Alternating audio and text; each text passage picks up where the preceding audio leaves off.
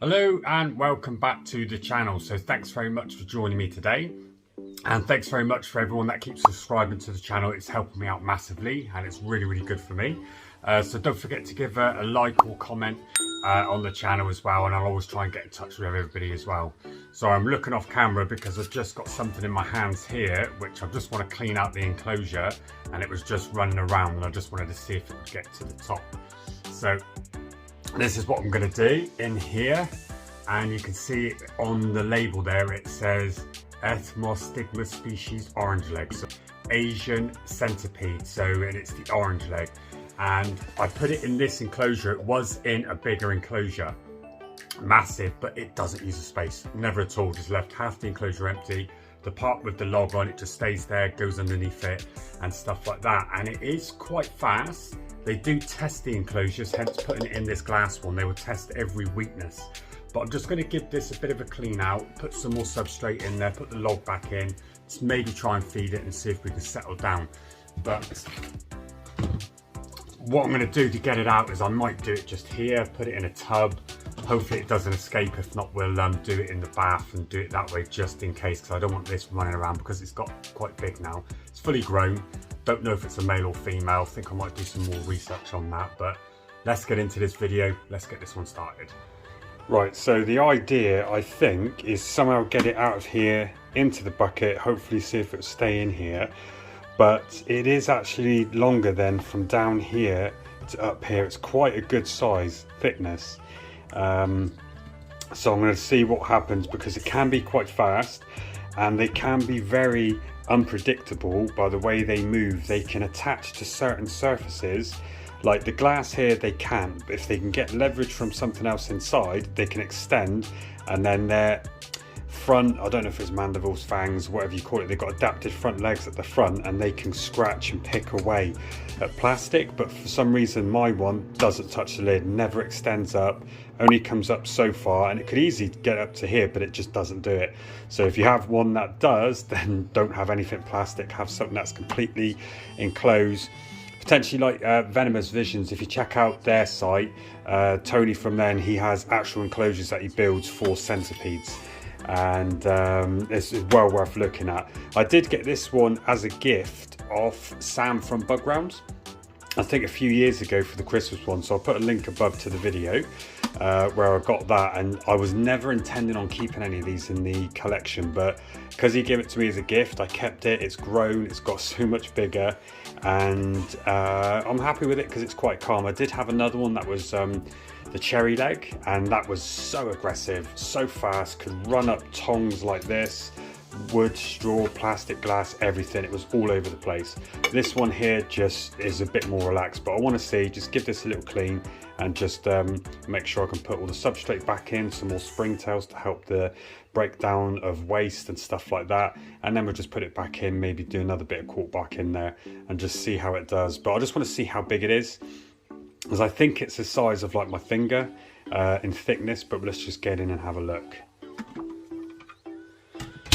Right, so you can see where it's done the holes and it's brought the substrate up, and it also lives down in there as well. So let's just get straight in and see if I can get this piece of bark out.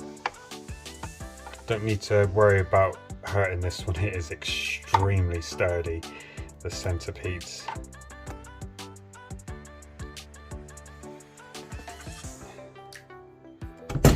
Drop that in there. I was going to place it, and then I might have to tip this out. Right, well, I've managed to tip that out. As you can see, it's a bit thicker than what I actually remember. Let's put on some size. So if I leave this in here, it wants to naturally hide.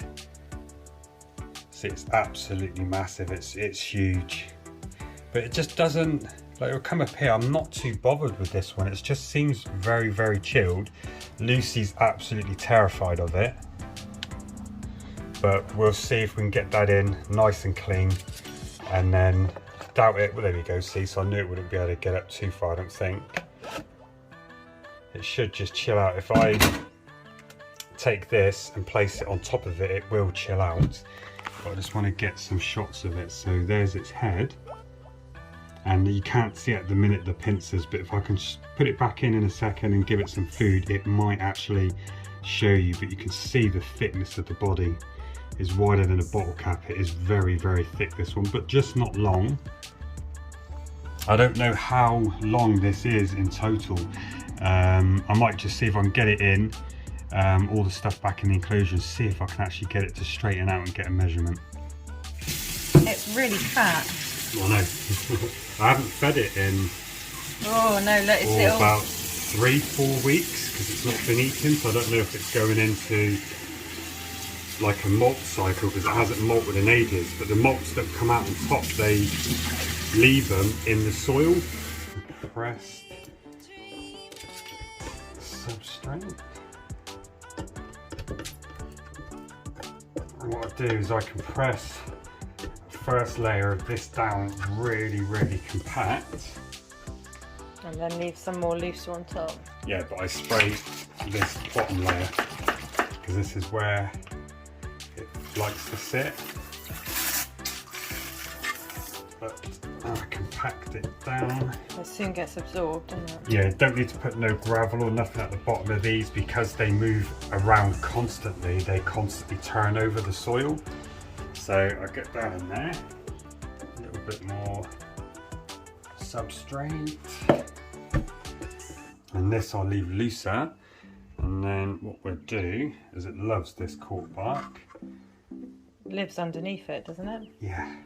You don't need to do too much to this because it will find its own way. Another piece. But then what I'm also doing, if I do that in turn, is letting it come up. Yeah, giving it more room to, not too big.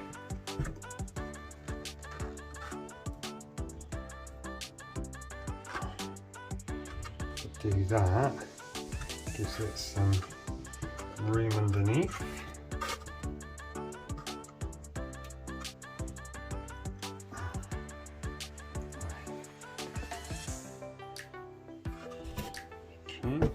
And I did put a water dish in there, as you can see, right next to the centipede, but it just takes that, buries it, and then lays down with it, so there's no need. As long as you're misting, it'll make holes itself. Right now I need to take this, sorry G, let go.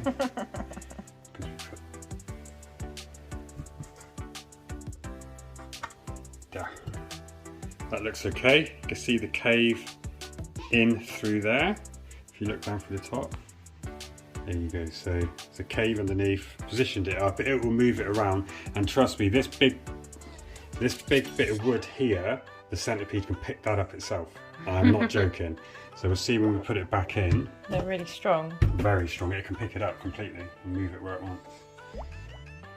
Right, so how are you getting it in? Just going to pick it up. Gosh. Really? That's the only easiest way of getting it in, isn't it? I don't know how else to... Oh. There we go. In you go, bud. Look at how it grips on, yeah, see? Yeah, it did. That was a strong grip, wasn't it? Yes. It's going to have a little look around and he'll disappear. He or she.